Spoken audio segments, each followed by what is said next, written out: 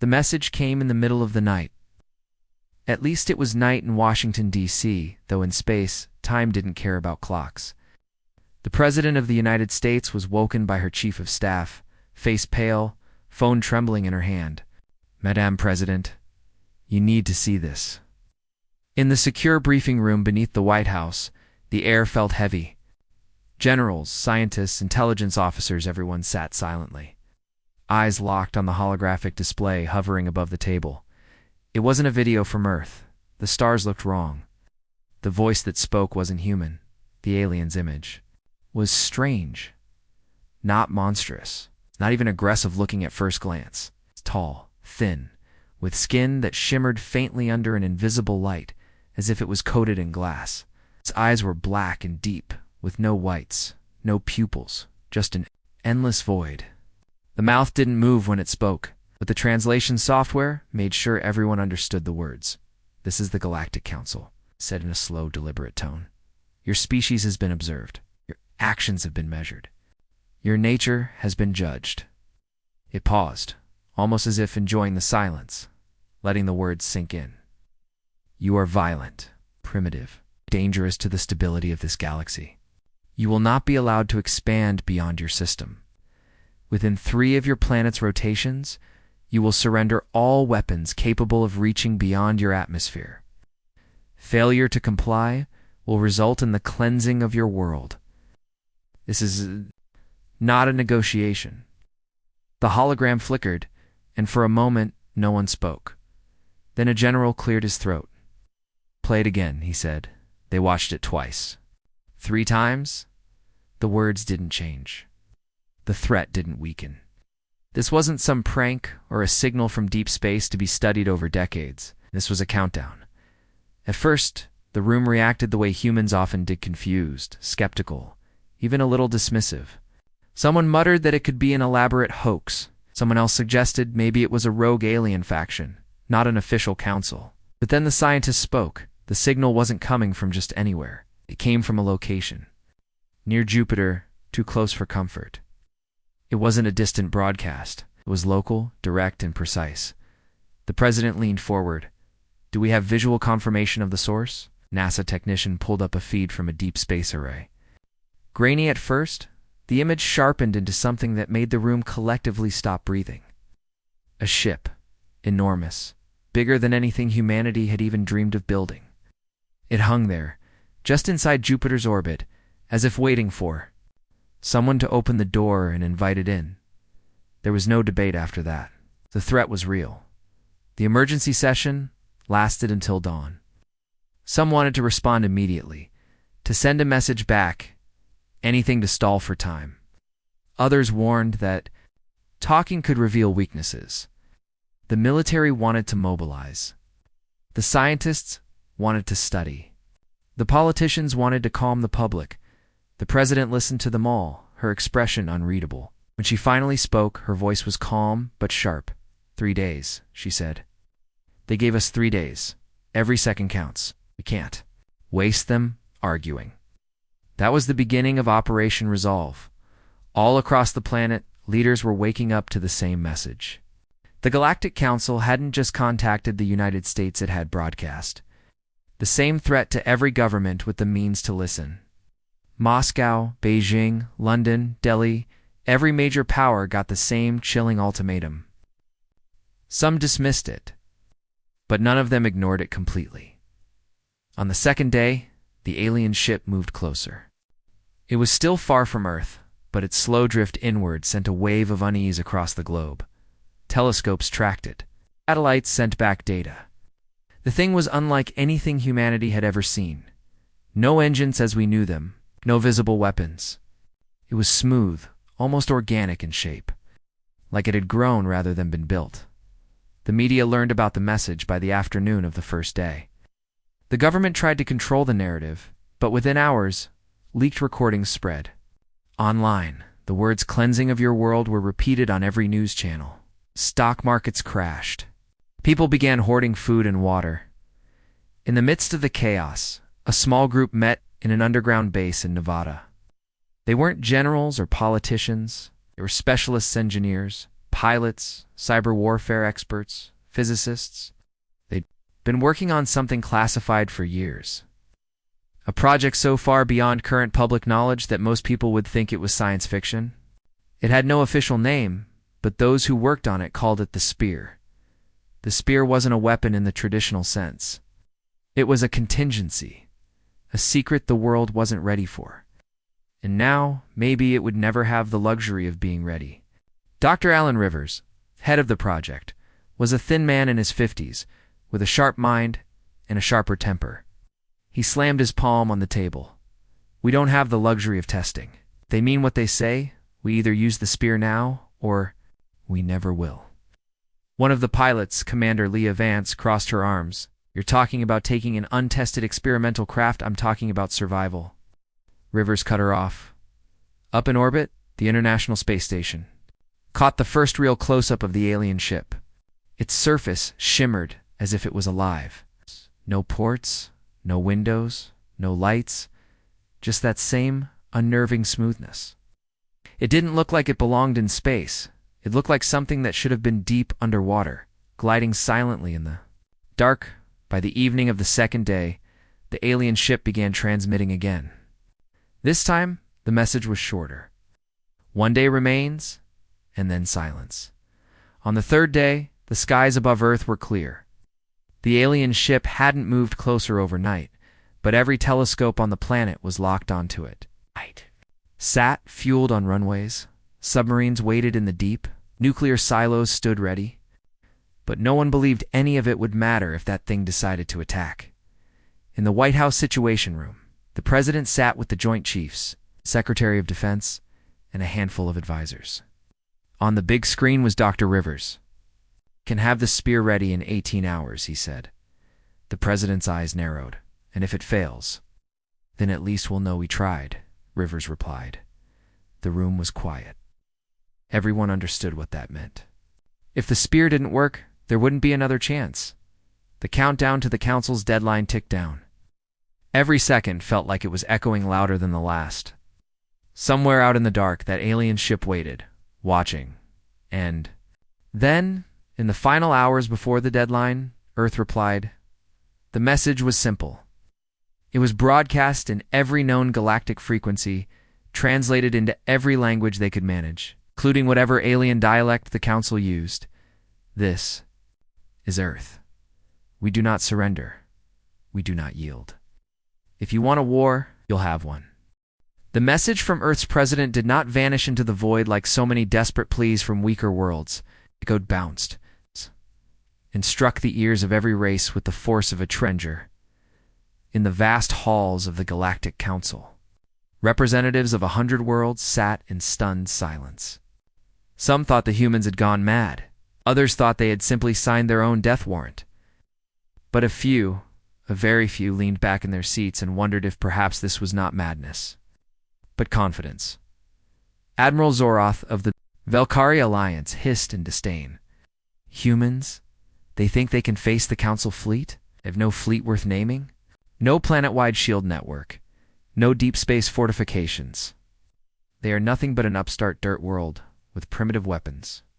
His words carried the same scorn many felt, but deep down he remembered the archives. He remembered that humanity had been underestimated before, and history showed that such mistakes never ended well. Meanwhile, on Earth, the preparations began in silence. The average citizen did not know the scale of what was coming, but those who worked in military research did. Tire factories shifted from civilian goods to weapons production. Shipyards that had been dormant since the last border skirmish roared back to life, churning out holes at impossible speeds. The Galactic Council had given Earth a simple choice: submit to their demands or face annihilation. Most worlds would have folded immediately. But the humans had a different response. The moment the ultimatum was received, the Earth Defense Command activated Protocol Black. Sun, a plan so classified that most of the generals hadn't known it existed until that very moment. Commander Elena Vance stood in the command center, staring at the tactical display. Red markers, representing enemy fleets, were scattered across the map. Green markers, Earth ships, were laughably few in number. We're outnumbered 30-1, she said quietly. Good, replied a voice behind her. It was General Marcus Hale, a man with decades of service and eyes like steel. They won't expect us to fight like humans. Elsewhere, in a secret bunker beneath the Rockies, a different kind of war was being prepared. Not in space, but in the shadows. Teams of cyber warfare experts, infiltration units, and Black Ops agents were dispatched toward Council-controlled systems. Their mission wasn't to fight fleets head-on. It was to make the enemy's fleets tear themselves apart from the inside. The Council's intelligence branches detected movement, but they dismissed it as desperate scrambling. That was their first mistake. Their second mistake was assuming humans would play by the rules of galactic warfare. Within a week, strange things began to happen.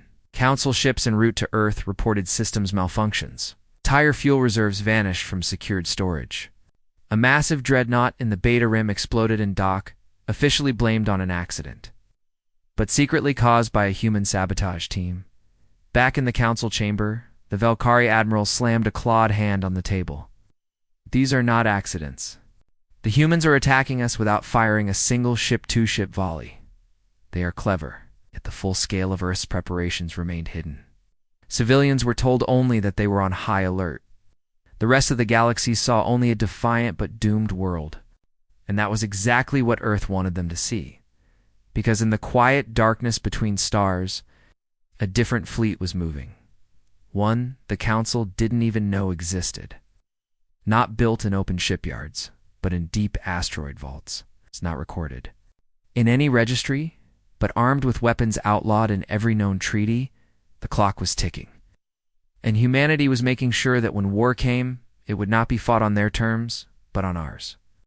The room was silent, save for the faint hum of the Council chamber's air circulators. Back on Earth, President Carter had given the order no more patience, no more pretending. Humanity's representatives had stopped sending replies in the polite, diplomatic tone the aliens were used to. Now, the tone was sharp, stripped of pleasantries in orbit around Mars. The UN's Resolute floated like a silent sentinel. It wasn't the largest ship in the Solar Defense Fleet, but it carried something the aliens didn't yet understand. Technology they believed humanity was still decades from achieving. Deep inside its armored hull, a new form of FTL drive was being tested in complete secrecy. Commander Briggs stood in the dimly lit command center, eyes fixed on the holographic display. "We have confirmation," the AI reported in its even voice. "Council scout ships have entered the Kuiper Belt. They are deploying sensor buoys." Briggs' jaw tightened. "So it begins," he murmured. For years, the Galactic Council had played the same game with other worlds demand obedience. Seize resources, and if necessary, break the species until submission came naturally. They assumed Earth would be no different. They saw the images of human cities, of culture, of diplomacy, and thought this was a species addicted to comfort. They didn't see the other side, the one that had clawed its way through war, famine, and extinction threats without alien help. In the Council's war room, Admiral Shakvar, a towering/soaring Delian strategist, studied a real-time feed of the solar system. "Their fleet is pitiful," he hissed, his tongue flicking in amusement. "A handful of warships, mostly orbital defenses. When the ultimatum expires, our fleets will sweep through in ours." But Shakvar, second in command, a smaller insectoid creature named Vethra, was less certain. "They are unpredictable. Their history contains anomalies. Wars fought beyond logic. Battles where victory seemed impossible, yet they prevailed." Dismissed the concern with a laugh that sounded like metal scraping stone. "That is primitive luck, nothing more. They are a child species in a galaxy of titans."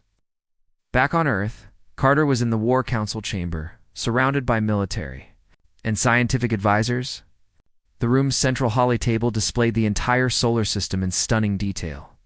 Every alien movement tracked by newly deployed stealth drones. "They've entered our backyard," General Vasquez said grimly. "Can't match their numbers, but with the new weapon systems." He hesitated. Carter looked at him. "Say it. We might not win outright, but we can make them bleed. Enough to make them think twice before ever trying this again." The president nodded slowly. Then that's what we do. No quarter. Days later, the first confrontation happened. An alien probe entered the asteroid belt, scanning for hidden human installations. It found an abandoned mining outpost. But as it transmitted the data back to its fleet, it didn't notice the small, almost invisible object that latched onto its hull. By the time the Council engineers examined the probe's return capsule, they realized the truth too late. The object wasn't a piece of debris. It was a human-built tracking virus, one that could infiltrate their systems and replicate inside their data cores. The Council reacted instantly, pulling the probe's systems offline, but the infection had already spread through their local network. Every scout ship in the Kuiper Belt went dark for 3 hours. And when they came back online, some of their navigation data had been altered. Shakfair slammed his clawed fist against the console. This is sabotage. They dare to touch our systems. Vethra's mandibles clicked in unease.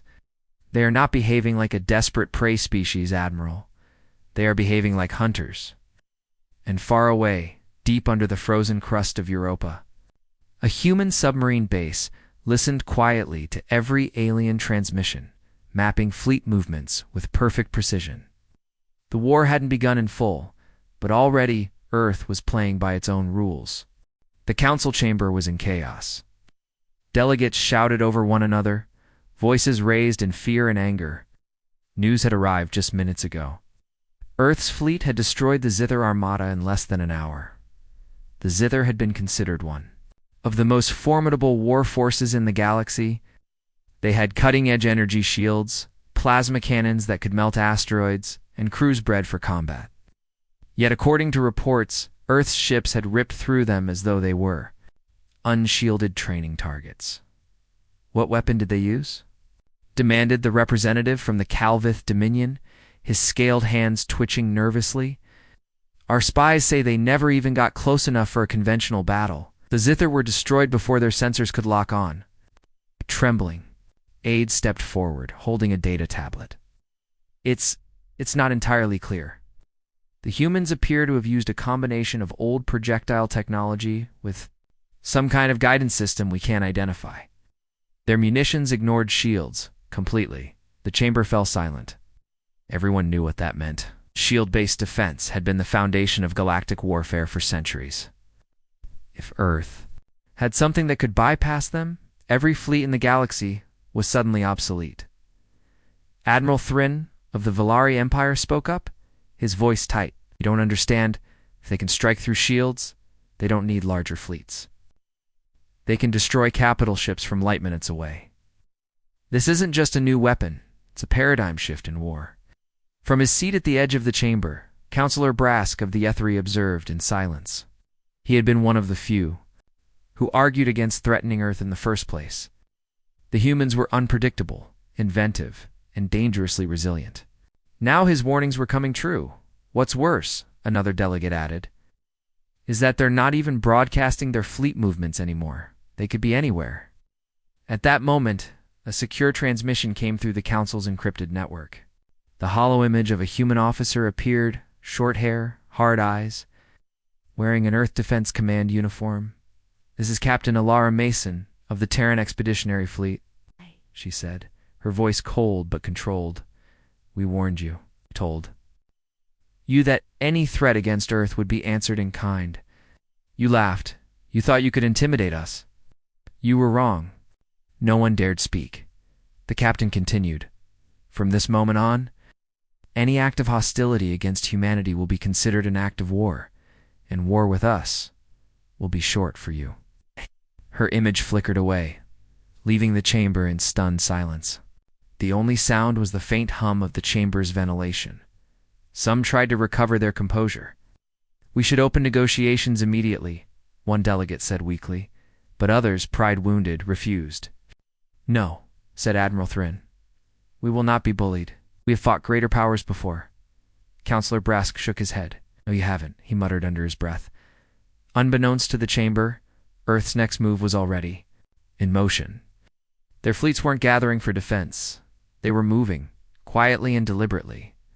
toward the home systems of the Council's most aggressive members, and in the dark void between the stars, the humans were smiling. The war did not begin with a grand battle in open space. It began with whisper ships going dark in the outer sectors. Trade routes suddenly abandoned, and colonies reporting strange lights in the sky before communications cut out entirely. For the Galactic Council, these were expected growing pains of a war in its early stages. For Earth, these were precision strikes, carefully planned. Deeply personal, Captain Marcus Kane's voice came through the encrypted human fleet channel, calm yet cold. No grand declarations, no victory speeches. We'll talk when it's over. His fleet was smaller, scattered, and heavily outnumbered. But every ship was in constant motion, never staying in one place, long enough to be found. The Council's admirals believed their sheer size and technology would force Earth into submission. But Kane had studied them. He knew their tactics. He knew their blind spots. The first blow came in the Valara system. 3 Council battlecruisers were guarding a massive fuel depot that supplied fleets across the sector. They had no reason to expect trouble until a single human corvette, half the size of their smallest frigate, appeared on the edge of their sensors. The Council's commander ordered the corvette destroyed immediately. But before the order was carried out, the corvette's engines flared bright. And then it was gone. Not destroyed, just gone. Seconds later, the depot's fuel tanks detonated from within. The resulting chain reaction consumed all 3 battlecruisers before they could even raise their shields. Kane's voice echoed over the open frequency. "You take our worlds, we take your war." The attack was surgical, the message unmistakably Earth would not meet the Council in open combat, but would instead gut their war machine piece by piece. Panic began to spread. Supply lines that had been secure for decades now fell under constant assault. Human ships appeared where no human fleet should be, vanishing before reinforcements could arrive. The Council launched massive search operations, sweeping entire star systems in coordinated hunts. But the humans seemed to know where every search group was going before they even arrived. Rumors started among the alien crews. Whispers of ghost ships that could pass through patrol lines undetected. Of human soldiers who could kill without ever being seen in the shadows of war. Earth's most dangerous weapon was revealed, not its ships, not its guns, but its unpredictability. By the 3rd month, the Council's War Council convened an emergency session. Losses were mounting, morale was slipping, and for the first time in centuries, the Galactic Council was facing an enemy that fought without rules. But to Marcus Kane and the men and women under his command, this wasn't chaos, it was justice. The humans had no illusions of ending the war quickly. This was a campaign of attrition, a methodical dismantling of an empire that had dared to threaten their home. And somewhere, deep within the black of space, Kane looked over the next series of coordinates and smiled. Council thought they understood war. They hadn't met humanity yet.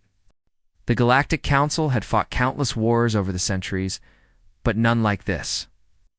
Their enemies in the past had followed predictable patterns: fortify, advance, retreat, surrender. Humanity, however, seemed to be writing a completely new rulebook, and they weren't sharing it.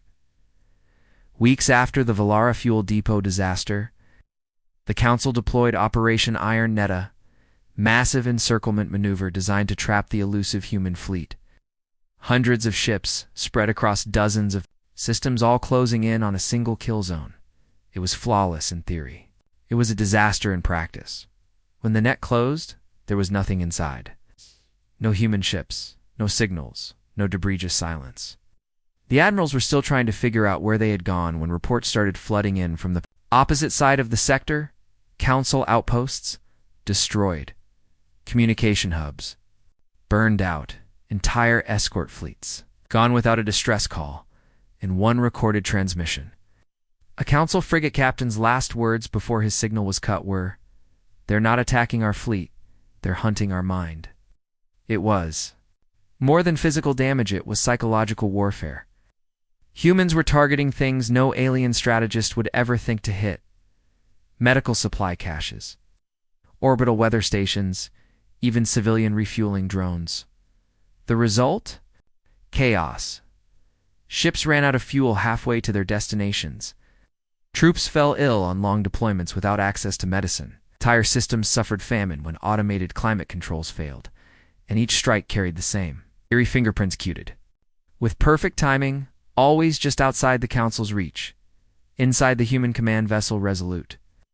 Kane studied a holomap littered with red Council symbols. He wasn't smiling this time.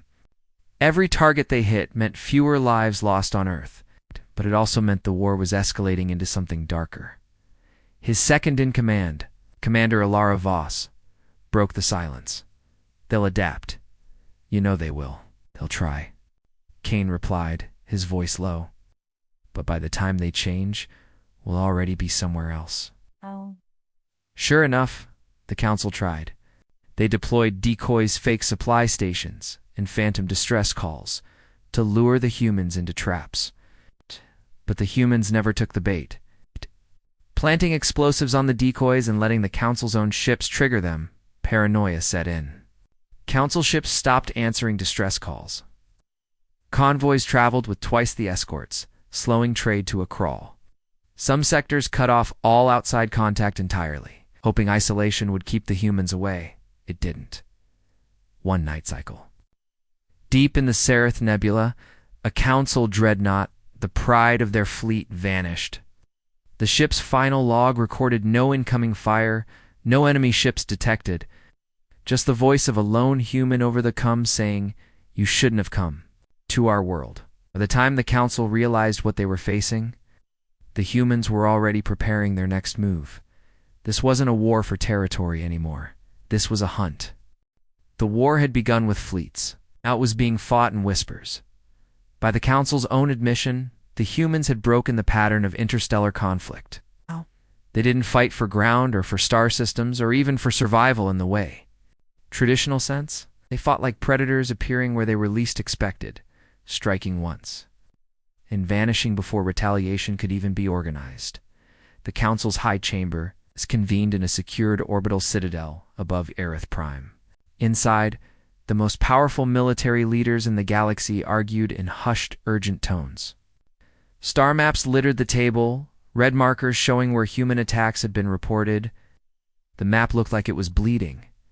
"We cannot continue like this," Admiral Voran barked. "We have the larger fleets, the greater numbers, yet they bleed us dry with pinpricks." "It's not pinpricks," replied strategist Aelin, her voice grim. "It's surgery. They know exactly where to cut, and every cut cripples something we depend on." As if on cue, the lights in the chamber flickered. The holodisplays stuttered and froze. Several officers instinctively reached for their com units dead. No signal. Then, over the emergency speakers, came a voice, calm, human. "You brought the war to us. You thought you could burn our home and walk away. You thought wrong." Every admiral froze. Every officer stared at the ceiling as if the voice could be hunted by sight alone. "You came for Earth. Now Earth has come for you." Outside the Citadel's viewport, a series of flashes lit up the black. Not weapons fire implosions. Council. Defense platforms, one after another, collapsing into molten fragments. The human voice returned. "We don't need to take your planets. We just need to make you afraid to hold them." In the war rooms of distant sectors, commanders watched in horror as human fleets emerged not from the front lines, but from within their own controlled space, slipping through gaps they didn't know existed. Convoys vanished. Shipyards burned. Communication arrays went silent. And through it all, humanity's ships never stayed in one place long enough to be cornered. On the Resolute, Kane leaned over the central holomap. Entire sectors were blinking with interference. The Council had no unified defense left, only scattered fleets, guessing at shadows. Ilara stepped beside him. This is the end for them." Kane shook his head slowly. "No. This is the part where they start begging for peace." And he was right. Within days, the first surrender. Signals came not from the front, but from deep inside Council territory. Worlds that had never seen a human face were offering to break away from the Council in exchange for safety. The war ended not with a decisive battle, but with the slow collapse of an empire too paranoid to trust itself. Months later, As Earth's surviving fleet returned home, Kane recorded one last message to the galaxy. Remember this: we are not the strongest, we are not the fastest, we are not the most advanced. But if you make us fight, we will make the universe itself a battlefield. And somewhere in the quiet ruins of the Council's once proud capital, the message played on repeat.